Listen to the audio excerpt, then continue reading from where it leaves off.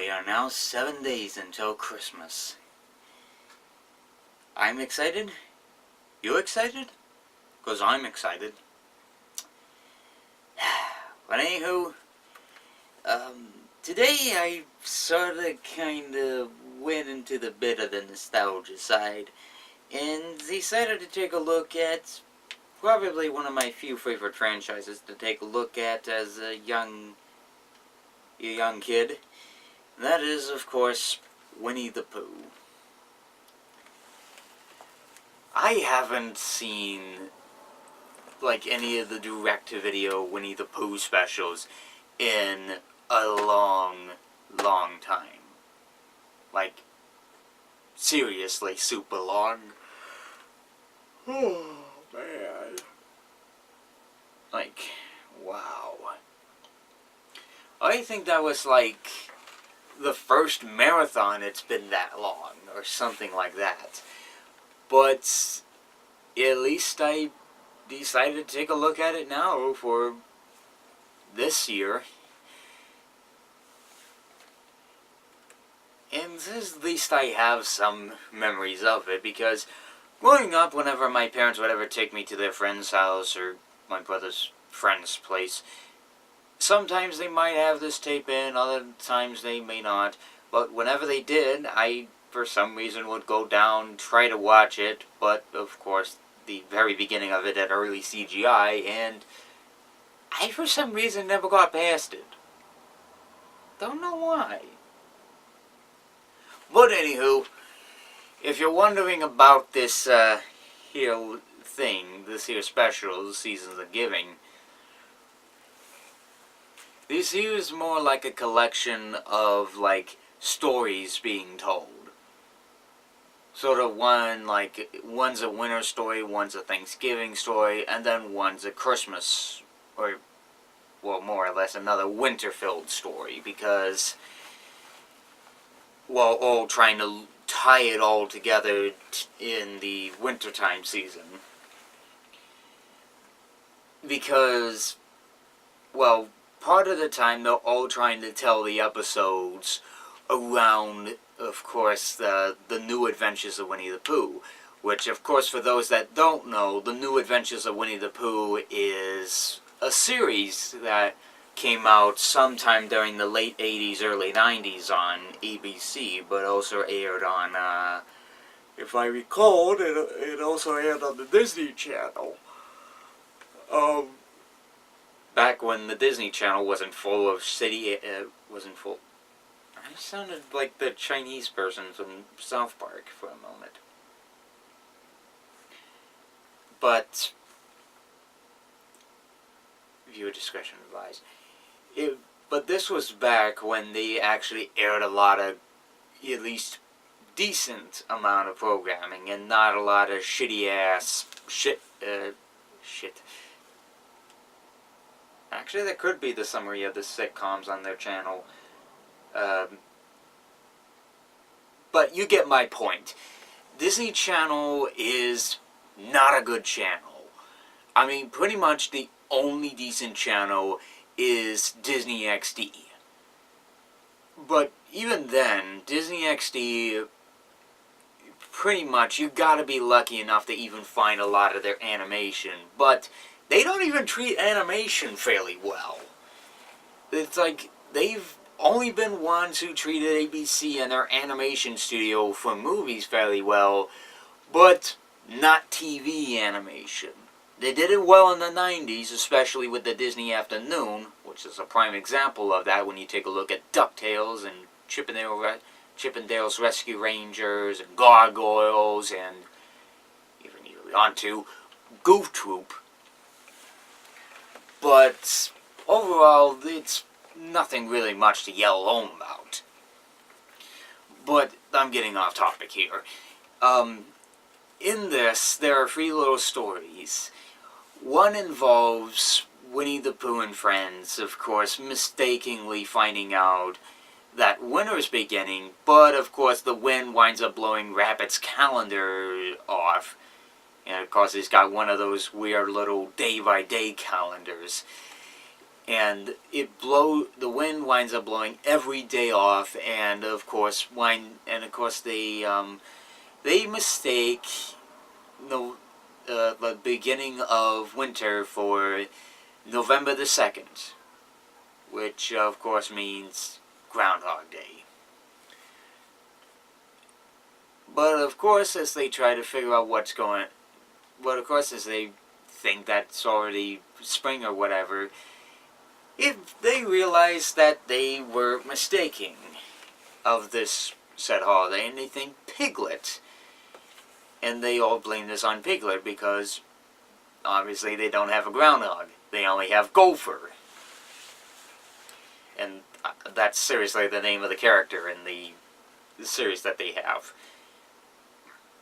Because, well, if you ever read the A.M. Mills books, I know I have, Gopher's not in the books.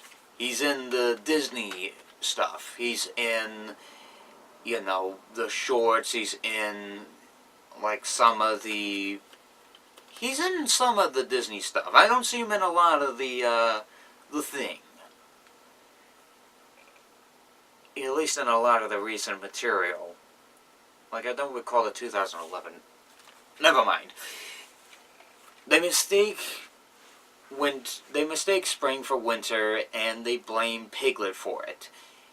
Piglet tries to run off and tries to find a real Gopher and ask him what day it is.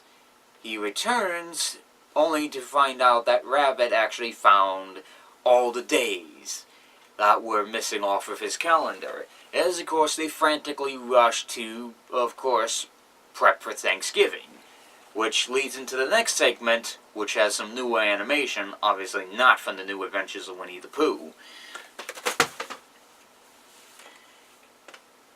In the New Adventures of Winnie the Pooh, not New Adventures, just woke up, just a bit tired here, in the new segment that was probably exclusive for the video, Rabbit basically decides to organize the Thanksgiving meal. And, of course, everything turns out disastrous in the end, and Rabbit feels down on himself. That's, of course, until everyone pitches in, and, of course, they make the Thanksgiving meal that Rabbit dreamed of. And, of course, they all feel happy for themselves. Nothing really much to talk about for the middle segment. The third and last segment is that of the short, which is obviously seen on the front of this cover for Seasons of Giving. And as you can tell, it's from one of the episodes from the New Adventures of Winnie the Pooh. And in the short, which actually winds up being tied into one of the new animated segments that ties into the New Adventures segment, Rabbit and friends all, set up for Christmas, and of course Tigger comes in with a letter from a bird named Cassie. Roo doesn't know who Cassie is because, well, he wasn't introduced by the time Cassie was on the show. Or at least Roo wasn't on, I think, when Cassie was around. Or at least they didn't have him on. I don't know because I didn't see a lot of New Adventures. Or, fact is, Disney hasn't released the complete series of it on DVD yet. You have to go online to find a lot of the episodes. Anyways, Rabbit decides to tell the story about how he found, Cassie, and, of course, how he took care of her. Or him, I forget the gender, but I think it's her. Anyways, he takes care of the bird, which of course Rabbit finds the nest being blown away as they are taking care of the carrots in his carrot patch. And, of course, Rabbit takes Cassie in to take care of her. But unfortunately, Rabbit is overprotective of Cassie and refuses to give her up. And this is where everything starts to get a little bit on the crazy side.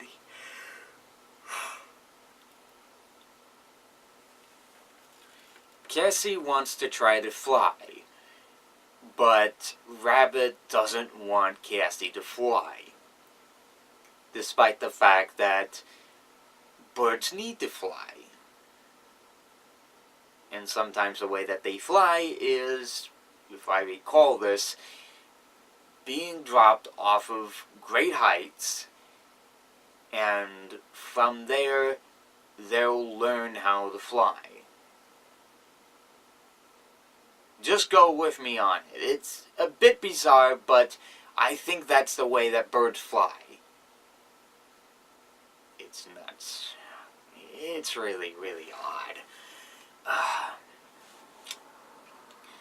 But anywho, you know, Cassie, of course, winds up getting the help of Pooh and Tigger and Piglet to get Cassie to fly.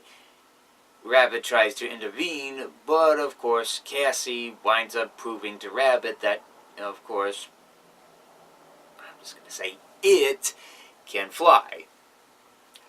Which, in the long end, proves that Cassie can at least fly on her own without the need of Rabbit being there for her.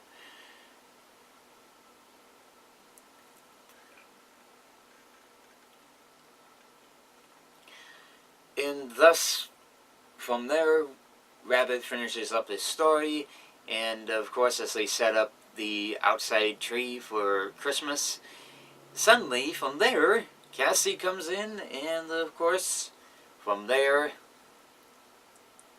well, what do I say? Cassie returns with the Christmas star, and of course, this makes Rabbit very, very proud, because he gets the return of his long, long friend. So, Seasons of Giving.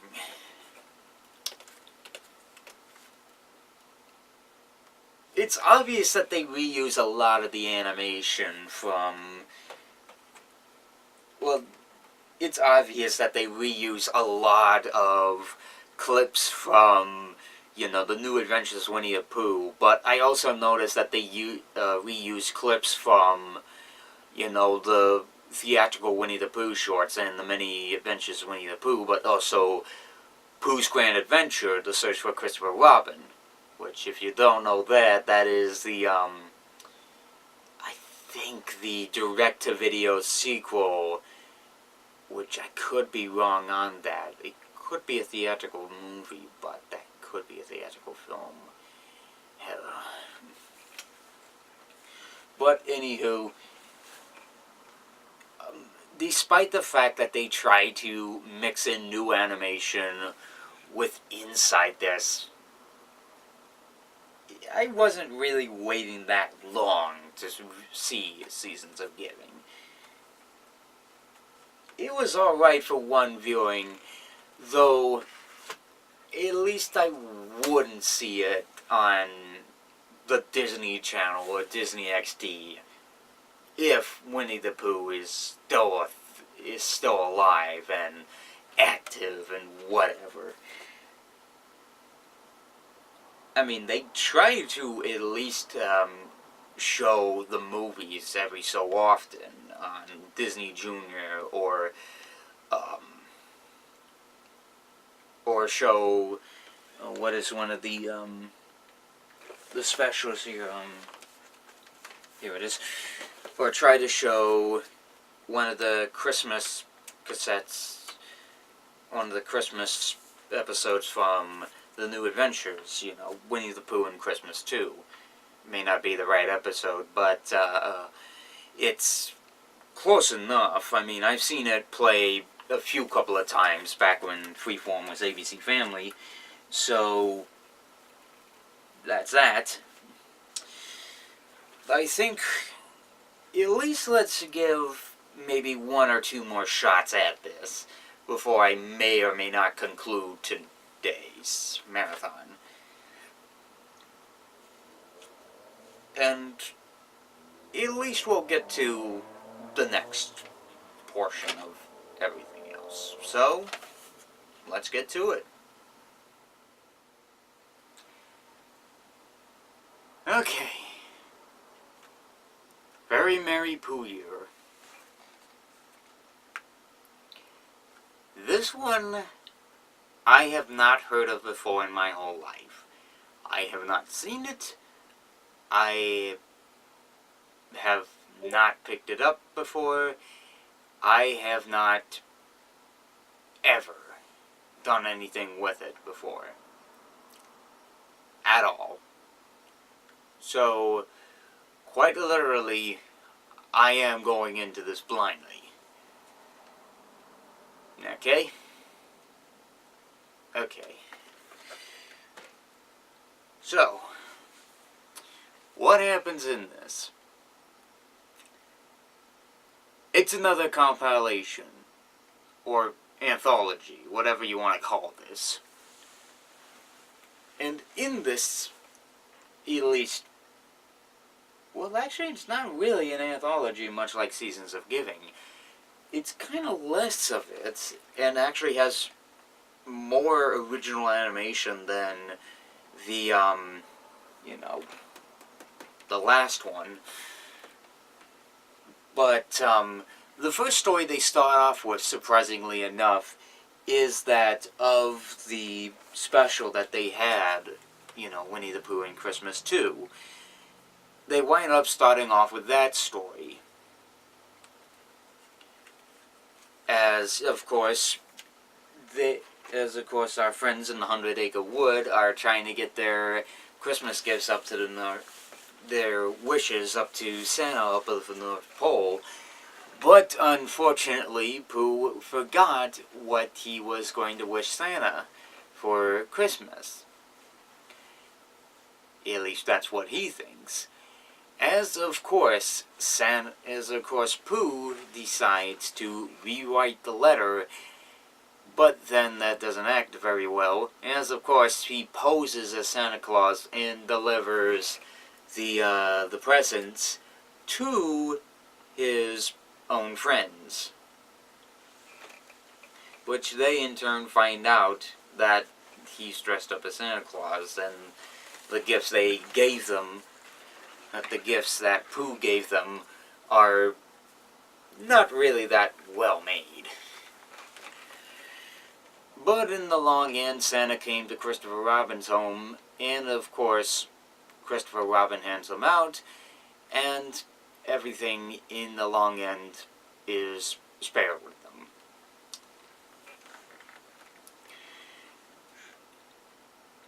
I mean, just on its own merits, Winnie the Pooh and Christmas 2, it's just a fun little Christmas episode that I really loved watching as a kid. I mean, it brought me back to the youth, and many, many, many times I watched it on video cassette.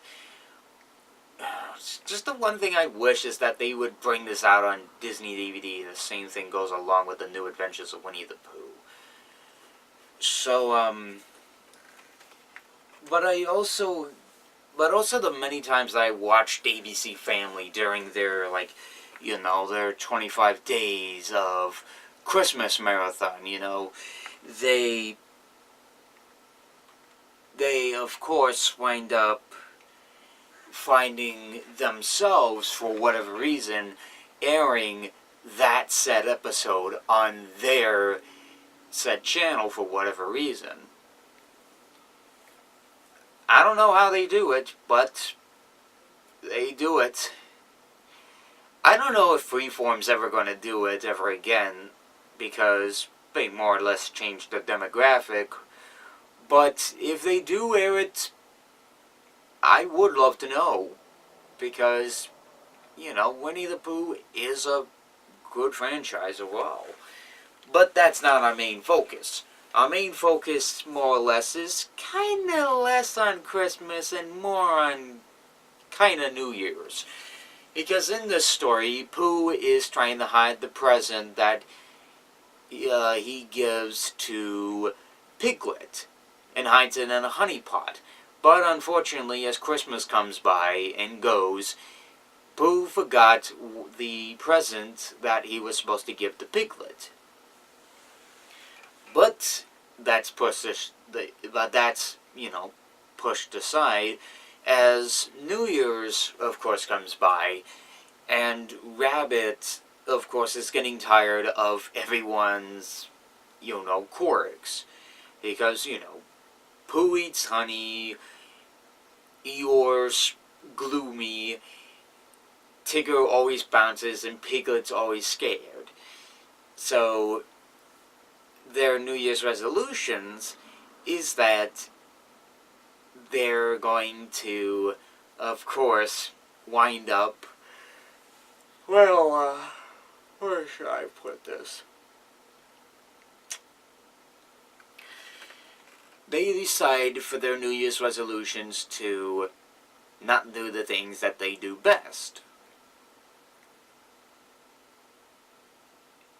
But of course, what winds up happening is that how they overcome their boundaries is that they take up each of the other's quirks. Like, Piglet winds up becoming bouncy like Tigger. Tigger winds up becoming like Piglet and becomes very scared. Eeyore winds up becoming like Pooh and starts eating honey and wearing the sweater that he always wears. And Pooh, he turns gloomy. It drives Rabbit a bit crazy once he finds this out, but he still pushes along his way and decides to still move to the countries, to move to a resort or whatever with his potted plant carrot that he has for whatever reason. But of course, it isn't until Rabbit gets himself stuck in a tree that everyone has to give up their little quirk or whatever. That, of course, they free up Rabbit, and of course, Rabbit decides not to move anymore. As of course Christopher Robin comes in to celebrate the New Year's with everybody. Then it's from there that Pooh suddenly remembers his gift to Piglet, that he goes out, gives it to him, and of course, the New Year's is, of course, rung in. It was an interesting little special, I do say that much. Though, I will say this, and this is kind of a bit of a spoilers if you haven't seen it. I don't know if I recommend it, but might as well say it here. When Eeyore is turning into Pooh, and he's suddenly smiling, and then he, gives the big old smile and whatever, that right there is scary. I do not know what else to say. That is completely scary. And I think that's enough for nostalgia today. I don't know. I think I'm just gonna go over to HBO right now and see if I could find something on my guide right now. Let's see. Oh yeah, Curb Your Enthusiasm. I said that wrong. But I just remembered, Curb Your Enthusiasm has a Christmas episode in season 3, and this one's called Mary, Larry, and Joseph. So why don't we take a look at that? Why not? I still have the HBO subscription. I finished up Westworld, so it's a little bit of a break from, watching all of these. But see you guys in a few seconds to talk about, season 3, episode 9 of Curb Your Enthusiasm. Otherwise known as Larry David's Show About Nothing. And so, we now move on to our final special for the night. Move on to a little something mature. A little something from HBO. It's from a series by the creator of Seinfeld, Larry David. It's called Curb Your Enthusiasm, and the correct title of this episode in particular is called Mary, Joseph, and Larry. I didn't get it right the first time around because it's actually been a long time since I, saw the episode in particular. So, basically, while many people say Seinfeld's a show about nothing, and many people are probably gonna unsub me for this, I think Curb Your Enthusiasm's kinda the show about nothing. I don't know, really think about it. Because Larry David's just going around going on these antics that no executive would ever do in his entire career. Really think about it. Though something does happen, it's just something that you never expect out of a series like Curb Your Enthusiasm. And who would have thought that this long hiatus waiting, and then suddenly it comes back from the dead and we'll be back next year, of a series decides for its third season, we're going to have a Christmas episode. But instead of drenching ourselves in the Christmas season, instead, we'll have it look like what California does during the summer or whatever they film these episodes on. And then, what they do is, of course, they wind up creating probably, in my opinion, the almost probably funniest Christmas episode there is possible to this series. And I'm already almost finished with this third season. And I'm still needing to get caught up before the new season next year. But let's get on with it. Mary, Joseph, and Larry. Why do I keep saying Mary, Larry, and Joseph? It was because the first time I watched it, that's what I thought it was. But anywho, going on from what was left off of the last episode, if you ever watched Curb Your Enthusiasm, it turns out Larry David has something stuck in his throat. And apparently he's got a pubic hair stuck in there. And he's coughing up like he's sort of a preacher or something like that. So he's gotta wait a long while till something can be taken, till help can be done for it. What does Larry do in his spare time? Well, of course, Cheryl decides to bring over her relatives over for Christmas. Now, normally Larry doesn't celebrate Christmas, but of course, seeing the fact that how he's sort of kind of in the holiday spirit, I think he's a Hanukkah person than he is Christmas. He decides to basically go around to everybody he knows and everybody he doesn't, and tips them for whatever reason. And of course, as he caught on from the antics, they set up a situation, and of course, there's one moment where everything just explodes. And it all leads into just a new scenario or something like that. So, when he's going around tipping just about everybody, he finds out that he feels like he accidentally tipped somebody twice. He goes to that person, but that person, doesn't think that he's been, tipped 2 times.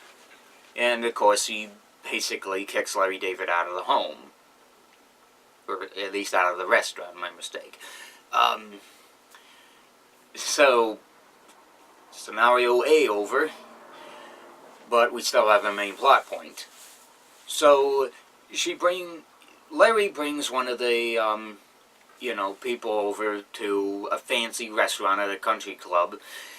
And, of course, what winds up happening is, Larry's wearing the sweater that makes him itch or whatever, and he's still coughing up, talking to the maid, and the next thing you know, as soon as his friend, which I swear is Seth Rogen,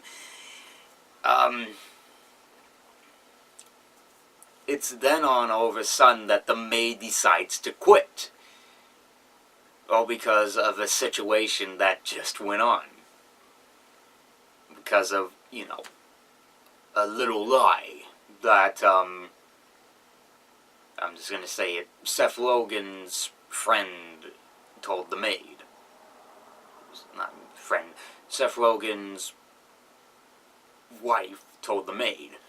Scenario B over. Now we move on to scenario C, where Larry David, stays up in the middle of the night and eats eats what looks like gingerbread cookies. Wakes up the next morning, and it turns out that those gingerbread cookies that Larry David ate, turns out, are like the sets of the nativity from, the birth of Jesus and everything. So, there's the setup for scenario C, is Larry's gotta find somebody who might be able to do some sort of version of the Christmas pageant or whatever. He comes across a church people outside reenacting it, and he pays them in food and donating to the church or whatever to, stand out in his yard and whatnot and do the thing. Everything goes sour when Larry's, flaps his big fat mouth off in front of Mary. And, of course, Joseph winds up beating Larry David until the pubic hair in his throat, of course, comes out. But of course, guess who shows up at the front of the house? Cheryl and her parents to see all of this. End the scenario C. Merry Christmas.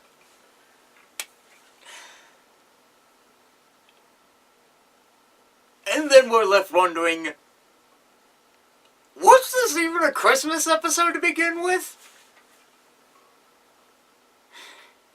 I know most of this stuff is supposed to be improv or whatever. I mean, you could tell by just the camera angles, and most of the time they think they left their tripods at home most of the time. When they're shooting a lot of these. But, really, it's Larry David going around tipping people, the tipping part getting blown up in front of his face, then literally, his maid getting fired all because of a little lie, and then him getting beaten up by Joseph from a nativity scene. I don't think that, and don't get me wrong if I say this, but I don't think people with that, could do that, or anything. I mean, I know they usually try to pick the most kind and generous people to do this, but I don't think they would allow those types of people on their nativity scenes. I think they would allow more relaxed and tamed and relaxed people. But the more I think about it, they could have had, a strong and, a strong protector to keep, Mary protected when the birth of, sorry, when the birth of, before Jesus was born. Because, well, think about it. Well, there's not really a point to think about it, but it's a theory. But that concludes today. Winnie the Pooh and Curb Your Enthusiasm. An interesting combo, but I did all I could for today. And at least with that out of the way, I can now finally say that I'm almost done with Season 3. But also, what lies in store for the next few marathons ahead, next few days in the marathon ahead of me, don't know. But I'm pretty sure my selection will be completely and utterly random. So, see ya.